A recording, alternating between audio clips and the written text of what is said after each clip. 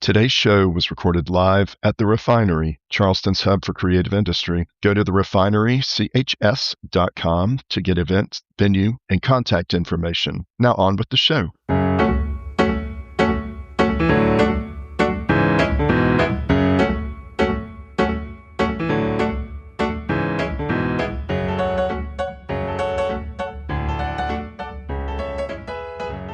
Hey, everybody. Welcome to the Shrimp City Report, the Lowcountry's finest podcast on entertainment, living, and leisure, and also periodicals now. So we've got some guests we've been looking forward to having in here. First, how are you doing, DJ? Doing good, yeah. Nice week? Yeah. It got cold all of a sudden. Oh, yeah. As it does now in South Carolina. So the flip of the dime, you know. Yeah. So today we have two guests from All About Seniors, the magazine, and also representing Striped Rock, Bill Sweezy and Jillian West. How are y'all doing today? Doing well. Doing great. well. Yeah, glad to be here. I was at my Daniel Island doctor's office one day and was flipping through your magazine as I was waiting for blood tests for a very long time, and was like really blown away at not only how the magazine looked, but the amount of content, the way it was broken up and all that. So got in touch with you. Jillian was very good about getting back to us and setting stuff up. So I appreciate that. Now, to go forth, Bill, tell us about yourself. Oh, boy. That's a long story. That might be a couple podcasts in itself. That's fine. Well, first, I've been in Charleston since about 2015. Okay, yeah. And actually opened up the magazine here as we were expanding into other markets, totally selfishly, so I could move here. I love the ocean. And as kind of segues into my childhood, I was born in Charlotte, North Carolina, but actually spent my childhood in the Samoan Islands. Okay. Wow. Yeah. That's a stretch. So had a little bit of an interesting childhood and just lived on the Pacific Ocean and just was a little wild child by the time I got back to the States in the early 70s. And then it grown up in the Carolinas, lived in Florida for a while. Went to University of North Carolina, Charlotte, not the Tar Heel part, and just got into business work for a big corporation for a long time. Kind of had my whole career set forth, and that all changed, and I ended up kind of a fly-by-night going to help a friend out. I had left a big corporate job, and he was a publisher of a Homes and Land magazine. And so I went there on a Friday just to check out his office, and I think he had other plans for me. I was an employee on Monday. So I ended up in the publishing business, so really by accident. And it's kind of segued from that to a bigger level, and then into the senior industry in the early 2000s, doing senior publications and from real estate and apartment guide type of publications. And it was just such a big difference because of the need and the content. Content is king. And as you said, there's a lot of resource information in our magazines. And obviously we live by that. Right. That people need information, and that's what we want to give them. Awesome. Jillian, where are you from? I'm from Athens, Georgia, originally. Okay. Did you go to UGA or anything? Okay, well, that's good. That's good. I didn't get my bachelor's there, though. I just got my associates in journalism. Okay. It's funny because life is full circle because I did not do anything with magazines or journalism with that degree. And now I am, obviously. So I was born and raised in Athens, and then I moved here just to get out. And I started in sales and marketing in real estate and then got my real estate license. And then 2008, I moved to Atlanta for a little bit and did that. And then ended up leaving that industry and worked for wholesale for like stationery, this designer out of England, and did that. And then long story short, moved overseas. And just when I came back, I didn't want to go back into product. I wanted to do something more rewarding. So I went into senior housing. I'm good friends with my predecessor from the magazine, and I met her through housing. Of course, she was trying to sell me an ad. And, That's what she's supposed to be doing. Right. And so that's long and short how I got started in the senior industry. And then eventually the magazine. I had used the magazine professionally speaking, not just for my families, but also for myself, for outreach and networking. And So the seniors magazine, where do y'all distribute out to currently? You want to tackle that one? Where don't we? Right? Right. Yeah.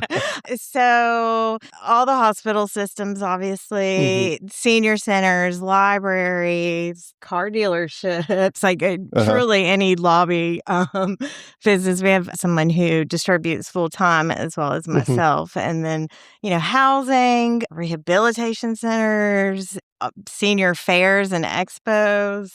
And this is throughout South Carolina, like the Charlotte. And, Yes. Okay, And each market has its own publication, so it's specific to the market. But we have probably over 5,000 locations throughout the South Carolina and then into the Charlotte area also. Okay.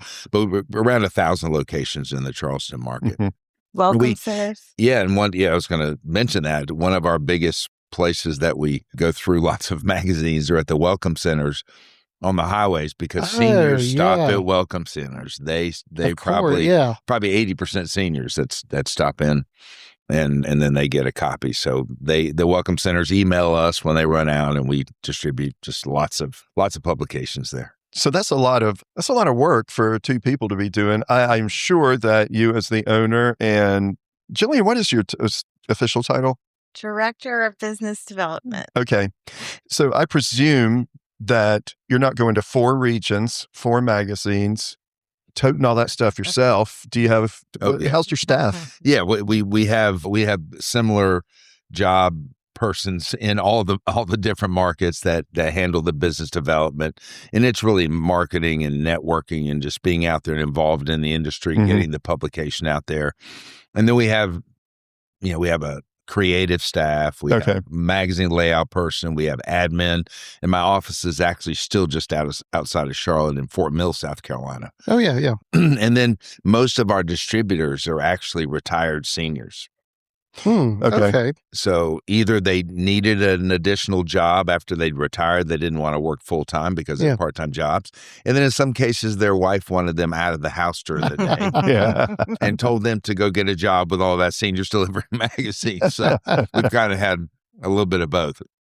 And have found they're the best employees ever. Yeah. They do a great job, and they love what they do, and they love getting out there and being in touch and circulating with people and really still making an impact in the community. So it's a nice win-win for both. Yeah, and they probably are very good at communicating the life of a senior. Oh, yes. Yeah, and they're retired professionals. I mean, they're way beyond the job.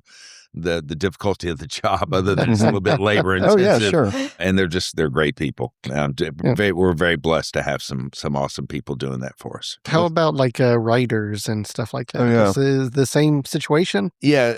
And when we were creating the magazine, what we knew, because of content, we always said we wanted at least 65% content. Yeah. So they included resource information and education. So it's a combination of the two.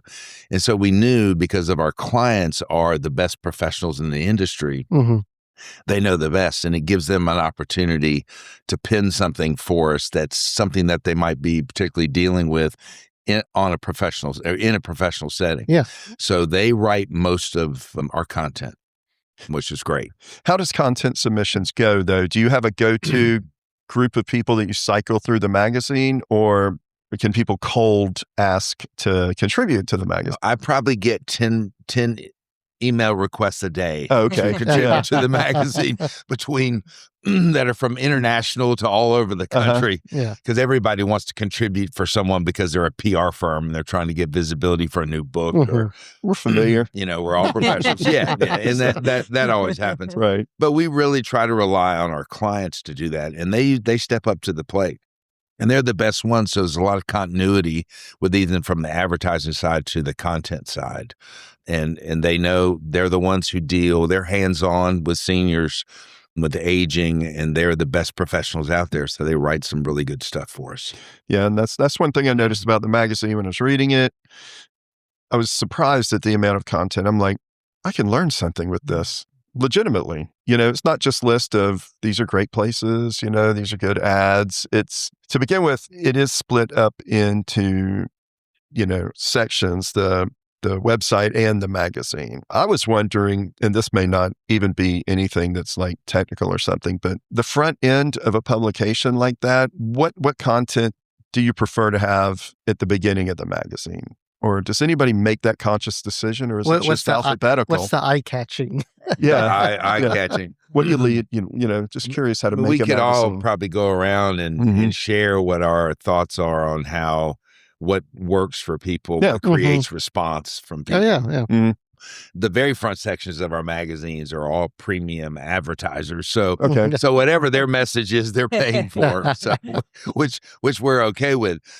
Some we probably would prefer to have toward the front and not, but it really depends on the ads. But then we have, which Jillian can kind of go through what our first couple sections are and what we want to kind of how we want to reach out to the consumer as they're starting to flip through the publication. Yeah. Tell me a little bit about that, and then we can also touch upon the actual sections. And long and short, it is predominantly alphabetical. Okay, that's fine. I mean, but starting with our community partners, and you have, you've read through the magazine. So one thing that is really important to us is that it maintains, like, it's comprehensive to all families in the Tri-County area, coming from all neighborhoods.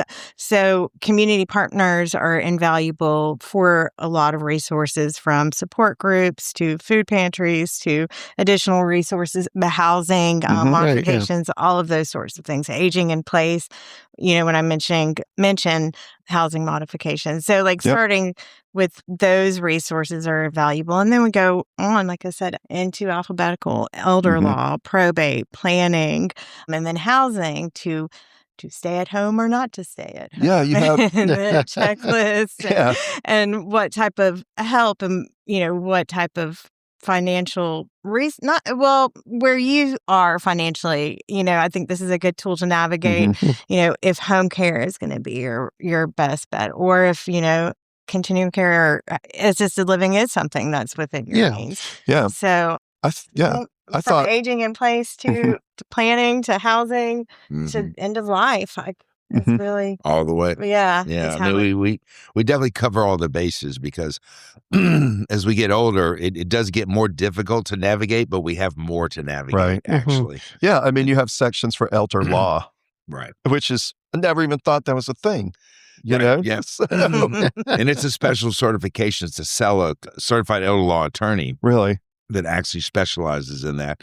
And they cover, everything from really birth to death that's covered in ensuring that you have your assets together, that you have your wills together, you have all the important documents together, which is so important. And then they can also help you navigate some of the difficulties in aging too. And it might be dealing with trying to apply for Medicaid or VA benefits or healthcare services. All the healthcare services. It's so confusing nowadays. It's difficult. Yeah. It's difficult. I just navigated Medicare. I'm going to admit my age now. Right. I can tell you how old I am. Last year. And so I wrote about that. I wrote a couple articles about it because I kind of tracked how I was doing it. And, I've been in the industry for a long time, so I had some great contacts and got some great help. And it was actually less difficult than I thought for me, but my Medicare needs are not very complex. Pretty simple. I'm blessed to be pretty healthy at this age. So other than I've been under the weather for the last couple of weeks, but other than that, who hasn't? So. It's winter. It's winter. I think the elder law section too is just so imperative in that, what I noticed when I worked in assisted living, a lot of times families just aren't prepared when something happens to mom and dad, or the will that was made 30 years ago no longer is valid, or where is that power of attorney paperwork? Who would have ever thought about that? Yeah, you don't have to think about it until you have to think about it. And so that's invaluable too. It's not just seniors that read this, it's the healthcare professionals, it's the families and the caregivers and the children. Yeah, that's definitely one thing I wanted to note about the blessing of this resource, this magazine, is you can think of every age. It's not just for the aging or the aged. It's for the kids. It's for, hell, I mean, you should be checking some of this stuff out when you're doing your retirement planning. Exactly. And that will definitely help you do that. Charleston is unique in one way that we have this amazing relationship with the local probate judge, which is Judge Condon.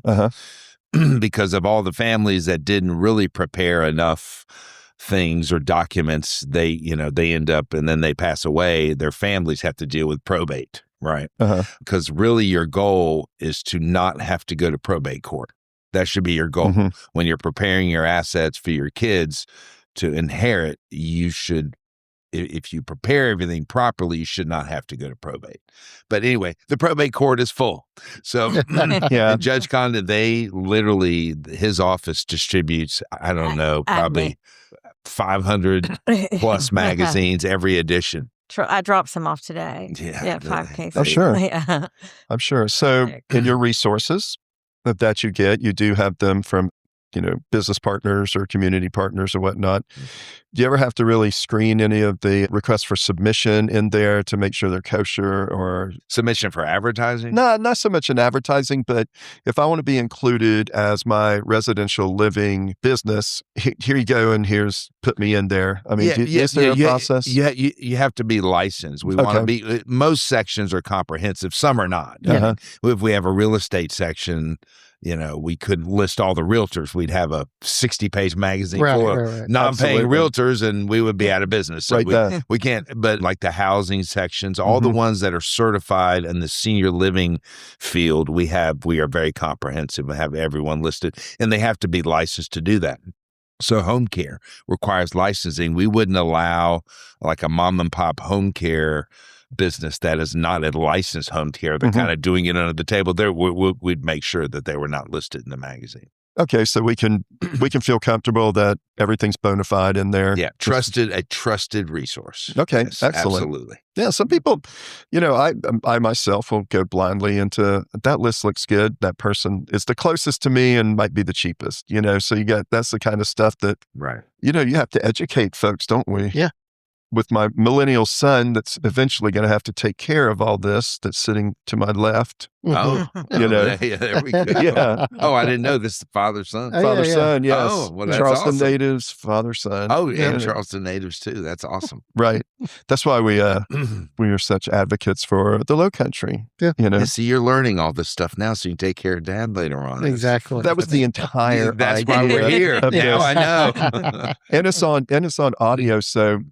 Son, you commit to taking care of myself and my wife. This is illegal. Your mother. This is legally binding. Here we go. Legally binding. Absolutely. You can do a video will, Yeah.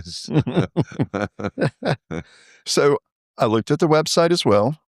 It's a very good website. Thank you. It is nicely done. A lot of the content is, I tried to click through as much as I could and, check that out. There's a couple of things in there that I wanted to hit on particularly. So the events, the seniors checklists. Also, you can get PDF copies or whatever viewer you use for your magazine. Correct. Which is immaculately photographed or recreated or whatever they say. That it looks beautiful. The Learning Center stood out for me too. As well. Yeah. Tell us about the Learning Center part of all that and what you're trying to get over. It's we all the articles that are published in print we upload, and then we've added more pieces to it. Because it's important. I mean, we've got to deal with the digital world and plus obviously the print world. So we try to mix between the two. Okay. And everything we're putting in print, we certainly do upload. Okay. And then you have other permanent content within the website. So you can hit a drop down and click over to events, or you can click over to, what is Senior Engage? Senior Engage, that's a daily digest that you can sign up for, subscribe to. And we send out information to thousands and mostly all professionals and seniors and caregivers all over the state that are events, news and developments, education, and jobs. So it was a part of the original site called SPIN, which is a Senior Professional Industry Network. Okay. Then the Senior Engage was more of the senior side of that. So we actually I created that tool in the end of 2005. And so it's come a long way since then, but it's one of the main communication tools for the industry all over the state. Oh, okay. So Seniors Engage and SPIN were part of were your babies? Yes. Okay. Yes. They look like another partnership or something. That's Yeah. It's all very part comprehensive. part of Striped Rock. Yeah, and it was another tool. There wasn't a one kind of go-to tool for the whole industry throughout the state. So we created something online to do that. So if there's meeting notices or events going on in the industry, senior expos, which we are at them all over the state. Jillian's at every expo in the area because that's where seniors and caregivers go. Mm-hmm. So we created that tool, and it's been awesome. It's not something that would be a big money maker, other than we do sell sponsorships on it. But it's been a great tool for people to use. And there's a whole calendar piece to it.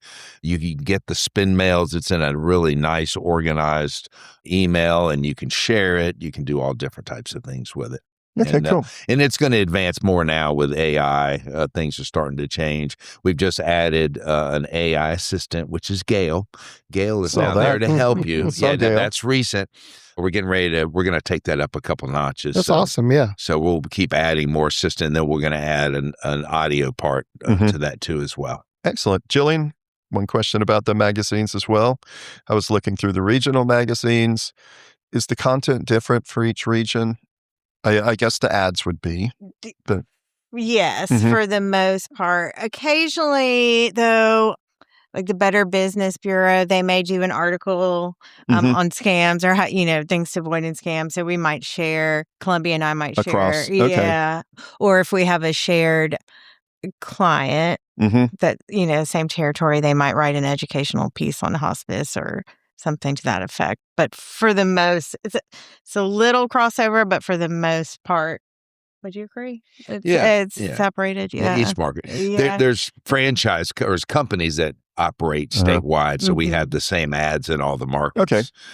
That does happen. But the content, like for South Carolina, each of the 3 markets that we're in, all the state and the federal information's all the same in all 3. Of course. Okay, that makes sense. But then each one has its own local information as well. Yeah, I think that's very good because each region will feel like that tool or that resource is uniquely theirs. And it is.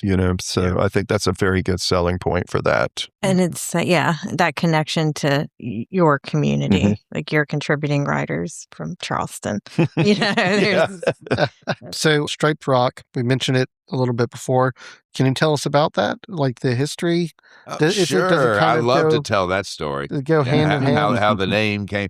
Yeah, and we're Striped Rock, LLC, DBA, all about seniors. So we're just doing business ads. Gotcha. But the parent company, I guess I can call it that, is Striped Rock.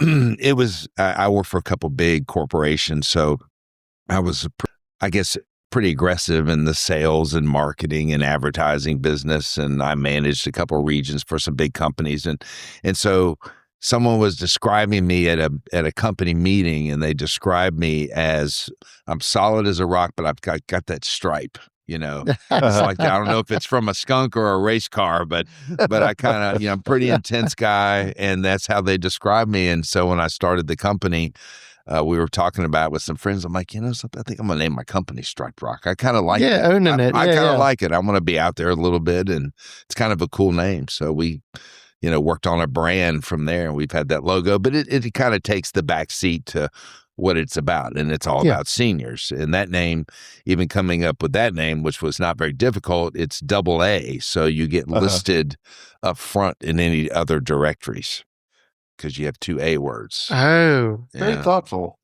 Yes. Maybe we need to change our podcast name. Yeah. All about the low country. Yeah, there we go. There we go. It worked. I mean, because you see in the old yellow pages, there would be like AAA this, AAA that. Everybody would do that so we get further up in the listing. So it's kind of an old school method. So when you say that on the website that Striped Rock is, marketing and media solutions, publishing and media placement, that would be your website and the magazine, right? Or do you have other enterprises? We do. We do a lot of graphic work. We do a lot for nonprofits. That's an important piece that all of us at the company really love doing because we're helping raise the level and the visibility for them in the community, which helps sometimes generate income and raising money for that service. And, and it's those local nonprofits and national nonprofits too that really make a difference. And they're not for profit, so they need help. They don't have big marketing budgets. Okay. So we do a lot of logo and graphic design. We give them free advertising. We promote them on Spin. We attend their walks, their bike rides, whatever they are, and try to raise money for them. That's something we do company-wide. And it's important for us to do, for me, very important. And is that one of those things where you reach out to them, they reach out to you, or a little bit of both? A little bit of both. Yeah. It depends. And we offer, I just I just passed on a dance card.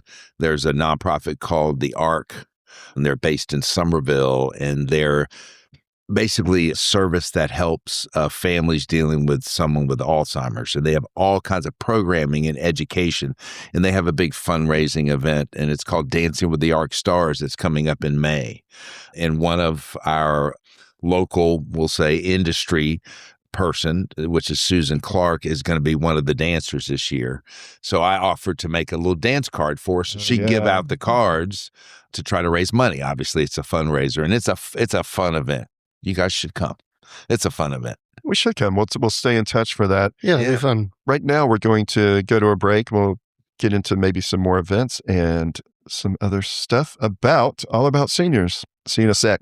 Hey, everyone. We really want to encourage you to visit the Refinery in Charleston, South Carolina. The Refinery is a beautiful mixed-use facility that's home to upscale office space, 2 restaurants, the Limbo Lounge, and an amphitheater that hosts national, regional, and local acts year-round. We cannot recommend it enough. Go to therefinerychs.com to get event and venue information. You can also go to the site to learn how you can even book the spaces you want for your own event. So go check them out, and thanks.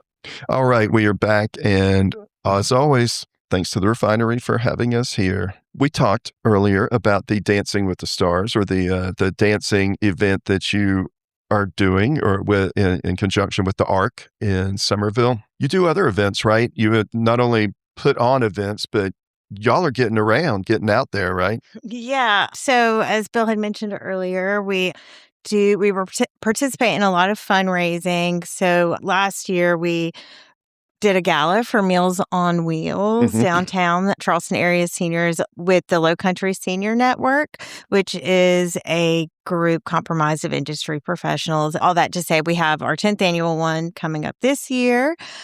We have the MUSC Expo coming up, Senior Wellness Expo on April 1st.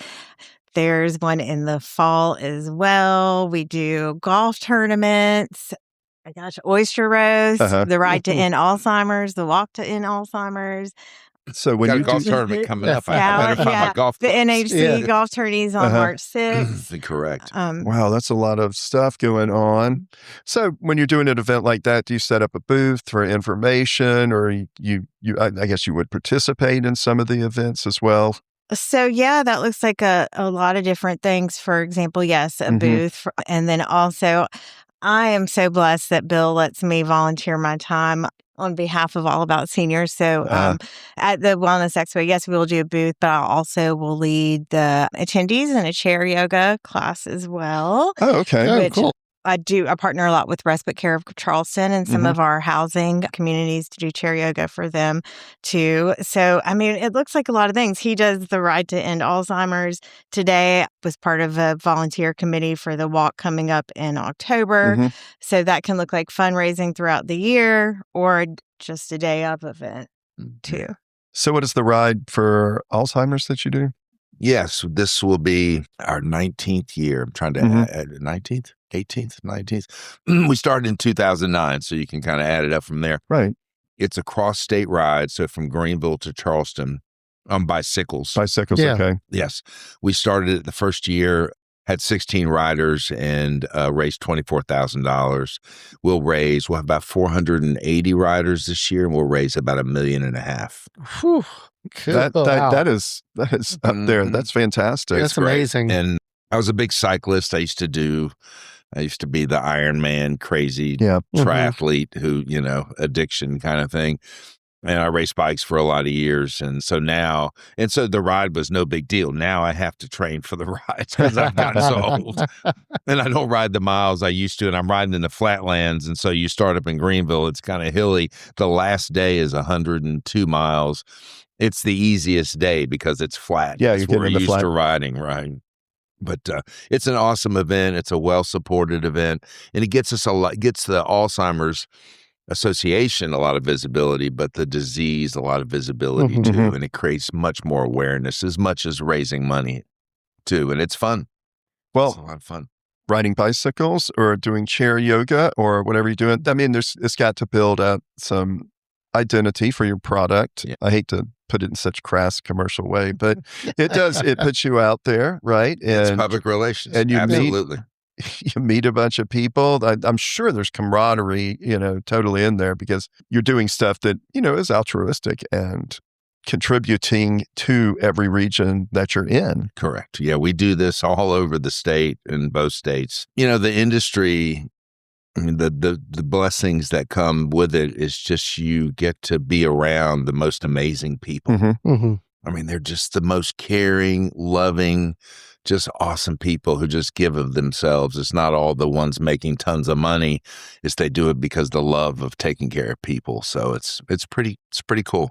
Absolutely. And I like that you hit so many events, that there are so many expos and golf tourneys. And so you have an ample opportunity to get your message out there. Yeah, absolutely. Yeah, we definitely do the branding thing along the way, and we try to make that pretty prominent as much as we can. As I've gotten older, I mean, we all kind of do slow down a little bit, even though life gets faster. We do a Zoom call on Monday morning with the whole staff, and we kind of do a go around the horn, and everybody talks about their calendars. And I'm telling you, from everyone, including Jillian, by the time we get around to everyone in all the markets, I'm tired by then. I mean, everyone's calendar is on my calendar, so it's just crazy land. So we're doing events all over the state, pretty much 24/7. Plus you're putting out a magazine, which is that quarterly? I forgot to ask. It's 3 times a year. Okay. So we call it triannual, I guess. So every 4 months. Yes, every 4 months. Okay.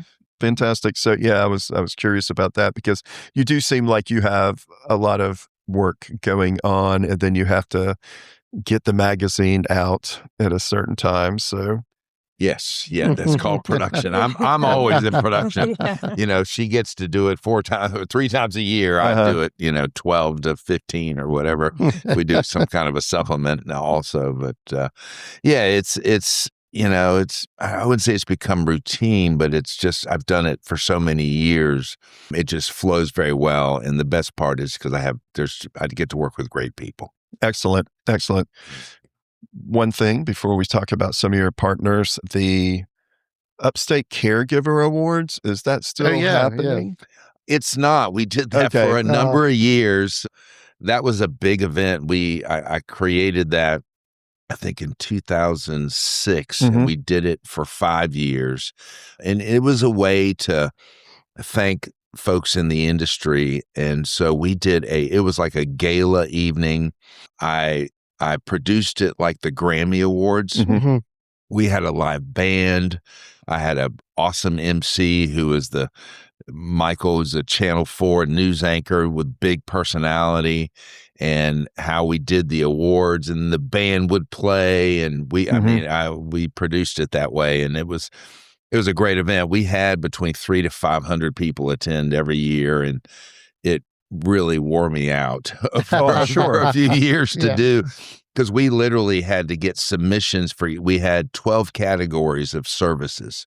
So it was like home care caregiver of the year. And so people would submit for the award. So we had to redact all the names, and I had to put judging books together, and then I would have usually 5 judges, and I had a whole rating system of how we would win, the person would win the award.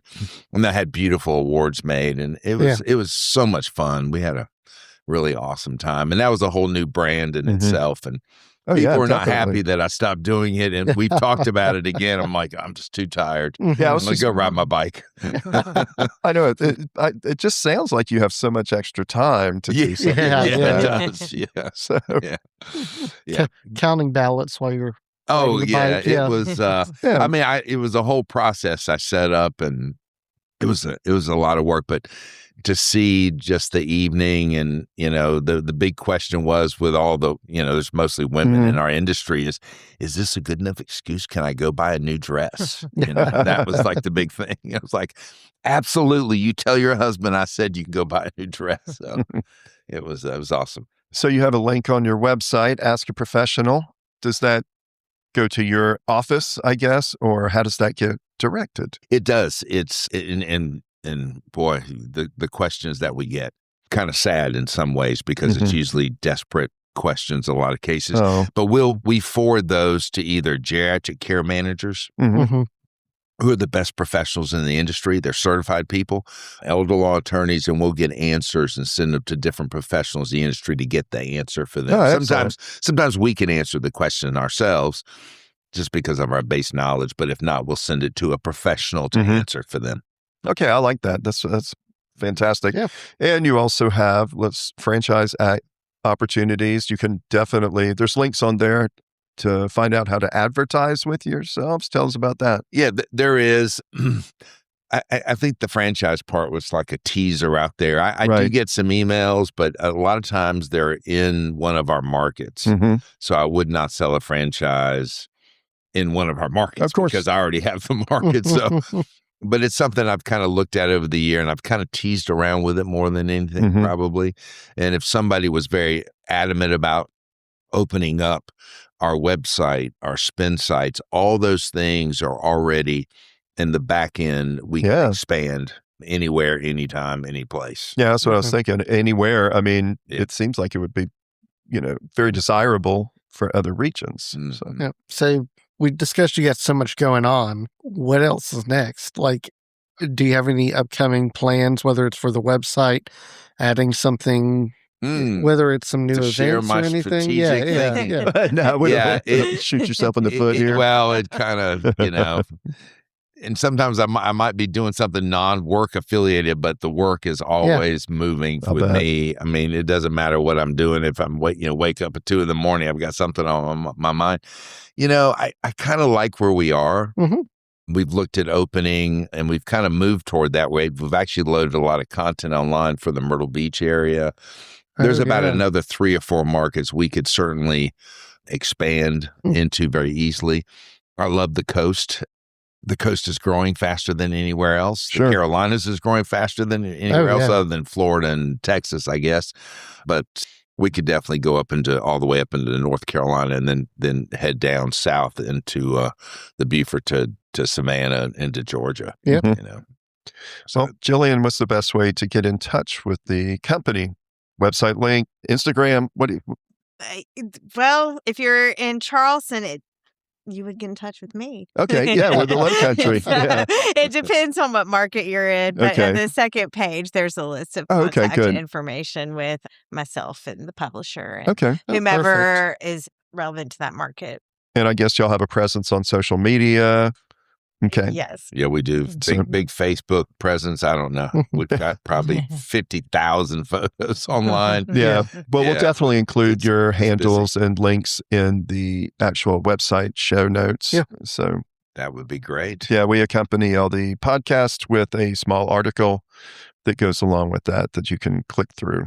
So, well, I guess we can wrap it up there. We learned a whole lot today. Oh, yeah. Yeah.